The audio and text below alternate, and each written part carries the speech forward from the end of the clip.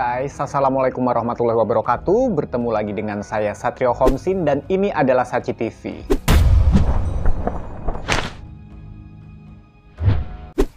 Thank you banget udah mau klik video ini untuk yang kedua kalinya di hari ini. Dan aku nggak ngerti mau bikin video durasi berapa panjang. Aku ada beberapa cerita misteri, cerita horor dari temen aku sendiri. Jadi aku no script hari ini. Nanti kalau misalkan satu kisah saya rasa kurang panjang, nanti akan saya jadikan dua kisah untuk menjadi satu video ini supaya ya lumayan panjang gitulah ya. Dan di video kali ini, seperti yang saya sudah sampaikan sebelumnya, saya akan menceritakan sebuah cerita misteri yang saya dapatkan dari sahabat saya sendiri, adik aku sendiri, yaitu Wisnu. Ini adalah nama asli ya, nggak pakai nama samar-samaran ya. Dan ini kejadiannya adalah di tahun 2010 di Jakarta. Pada waktu tahun 2010 ini, Wisnu ini masih baru saja lulus SMA. Atau kalau nggak salah, dia kemarin bilangnya tuh masih SMA, tapi menjelang lulus gitulah ya. Nah, dia ini pada suatu hari dia main ke rumah temennya di daerah sekitaran Manggarai. Di tahun 2010, kondisi stasiun Manggarai itu belum seperti sekarang.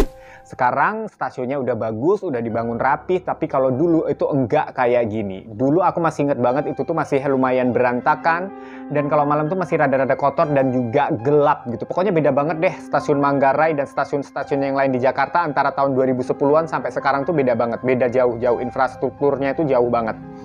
Dan waktu itu sebelum dia ke stasiun Manggarai ini dia kan main tuh ke rumah temennya dia, kos-kosan temennya dia di daerah sekitaran stasiun Manggarai juga situ. Nah waktu di kos-kosannya temennya ini, si Wisnu ini agak-agak aneh dengan kondisi kos-kosannya. Jadi temennya ini tuh cewek ya, dia itu kos di sebuah tempat yang harganya itu murah banget. Tapi pas dilihat kos-kosannya tuh bagus banget, mewah walaupun sih memang bangunan lama, bangunan Belanda kata dia itu.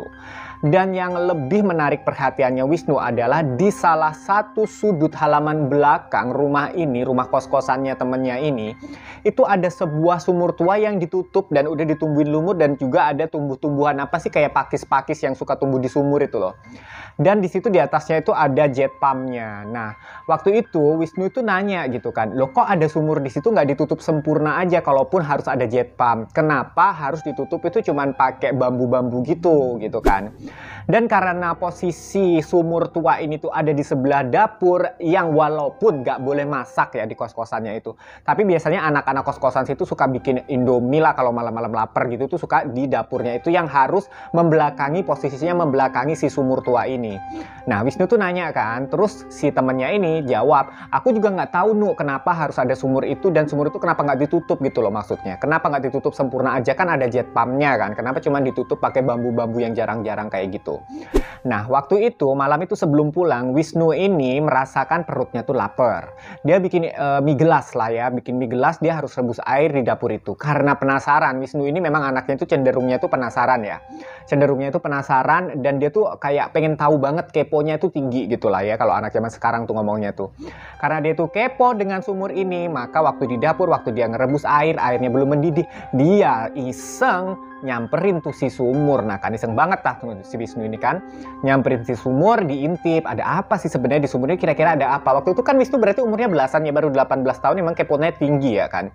Nah ya udahlah, yang namanya sumur malam gelap lagi sekitar jam 8 malam gitulah.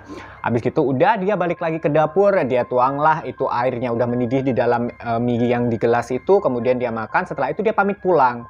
Nah pas pamit pulang itu dia ngerasa pundaknya tuh udah berat dan ada hawa-hawa yang aneh gitu semenjak dia makan mie gelas kalau dia ingetnya. Tapi kalau aku sih ngiranya semenjak dia itu ngintip sumur ya kan. Nah dia pulanglah berjalan kaki dari kosannya itu ke arah stasiun Manggarai. Dan itu waktu dia jalan ke stasiun Manggarai itu diperkirakan Wisnu itu sekitar pukul 10 malam. Belum terlalu larut. Ya larut sih ya, tapi maksudnya belum tengah malam gitu lah. Karena dia akan ngejar kereta kan. Karena Wisnu ini harus naik kereta dari Manggarai dan harus turunnya itu di daerah Pesing di Jakarta Barat sana. Takut kehabisan kereta, dia akhirnya pulang sekitar jam 10 atau setengah 10 gitu. Nah dia pulang itu sebenarnya jalanan udah sepi kanan kirinya kan. Tetapi Wisnu ini melihat ada seorang penjual, bapak-bapak gitu, penjual kalau sekarang disebutnya itu Starling, Starbucks keliling. Tapi waktu itu tuh dia itu jualnya es. Wisnu waktu itu sempat bertanya-tanya dalam hatinya, kok malam-malam jualan es ya? Terus kok di sini sepi banget dia jualan esnya sendirian di bawah pohon kayak gitu. Nah, Wisnu tuh rada curiga, tapi karena dia kok kebetulan juga lagi aus, dia akhirnya beli kan.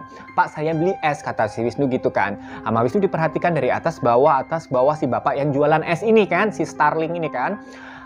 Kok bapaknya ini kok untuk ukuran seorang penjual tuh pendiam dan aneh aja gitu, kayak kaku gitu ngelayanin Wisnu. Kan biasanya kalau tukang jualan kan seneng aja gitu kan kalau ada yang beli.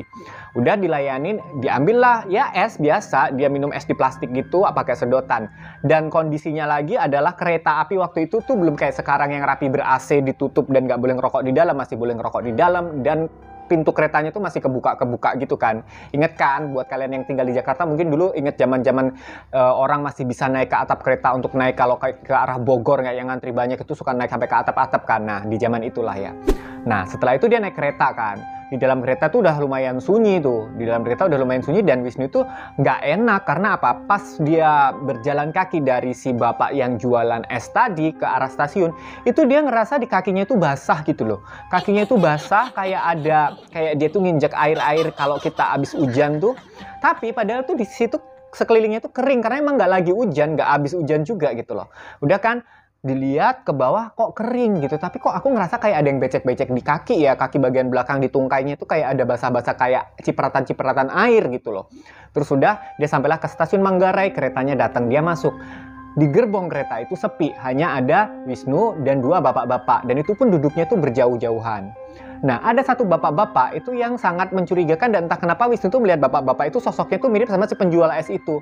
Dia itu nunduk gitu, tapi bajunya sih emang beda. Tapi Wisnu antara yakin gak yakin sih waktu cerita ini. Tapi mungkin Wisnu karena udah ketakutan, dia ngerasa si bapak-bapak itu sosoknya sama seperti yang si jualan es tadi, si bapak-bapak Starling tadi loh.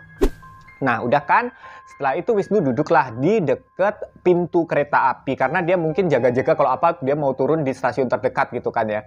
Nah, sunyi di dalam kereta dia nggak enak, tapi tiba-tiba di bagian kakinya Wisnu, di tungkainya belakang itu di bawah itu kayak ada tetesan air gitu kan, tes gitu. Kok dingin kakiku, dia lihat ke bawah, nggak ada air, nggak ada tumpahan apa. Dia pikir es yang dipegang itu kan masih boleh kan waktu itu megang minuman atau makanan di dalam kereta api gitu kan. Dia lihat enggak bocor, enggak apa. Tiba-tiba waktu dia ngelihat si esnya itu bocor atau enggak, di sebelah dia itu kan tempat duduknya itu kosong kan. Nah, tempat duduk kereta api itu kan kayak busa gitu kan. Tiba-tiba itu kayak seolah-olah itu ada sesosok orang tuh yang duduk di sebelahnya. Jadi itu busanya itu kayak ngeledok gitu, apa sih namanya, kayak ngejeblong nyet gitu. Nah, di situ Wisnu udah nggak enak kan, nggak enak, dia berdiri mau deket ke bapak-bapak itu. Tapi dalam hati kecilnya dia juga takut sama si sosok bapak-bapak itu. Soalnya menurut Wisnu tuh entah dia takut entah apa, dia tuh ngerasa aneh aja pokoknya suasana malam itu di kereta kan. Nah, setelah itu dia berjalan ke arah gerbong yang dikhususkan, diperuntukkan untuk perempuan. Tapi masalahnya untuk sampai di gerbong yang dikhususkan untuk perempuan itu harus ngelewatin bapak-bapak yang serem itu. Akhirnya Wisnu urung untuk ke gerbong yang khusus untuk perempuan. Tadinya dia mikirnya kalau di gerbong perempuan tuh lumayan rame soalnya, dan ya udah malu nggak malu dia daripada gue ketakutan di sini kan. Akhirnya dia nahan, tapi dia nggak mau nahan takut nih maksudnya ya. Tapi dia nggak mau lagi duduk di tempat duduk lamanya itu, dia pindah ke sebelah sana.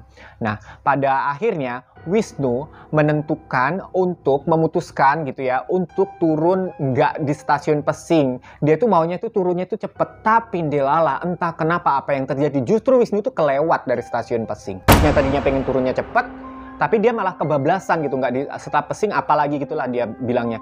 Akhirnya dia naik ojek dari stasiun yang setelah stasiun Pesing itu, akhirnya dia pulang lagi ke rumahnya dia yang di daerah Pesing itu. Nah, pas di rumah, nah di situ dia ngerasa udah nggak enak-enak badan gitu ya kan. Nah, akhirnya dia laporan ke mamahnya dan akhirnya harus dibersihkan. Dan konon katanya memang semenjak dia ngintip si sumur, sesuai kecurigaanku di awal, setelah dia ngintip si sumur itu, ternyata memang ada sosok yang ngikutin dia berupa perempuan yang basah kuyup dengan rambut yang lurus, panjang, dan tipis, dan itu basah semua oleh air, nggak ngerti itu apa penunggu sumur itu, kenapa ada di situ, dan kenapa sumur itu sejarahnya apa, nggak pernah tahu sampai detik ini.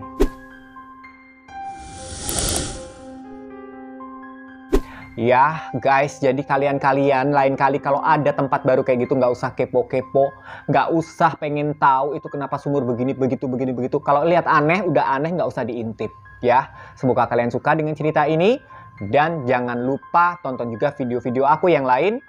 yang banyak banget horornya, banyak teori konspirasi, berita-berita viral, juga kasus-kasus true crime, kasus-kasus pembunuhan atau segala macam. Ya, thank you banget. Assalamualaikum warahmatullahi wabarakatuh. Salam semakin viral.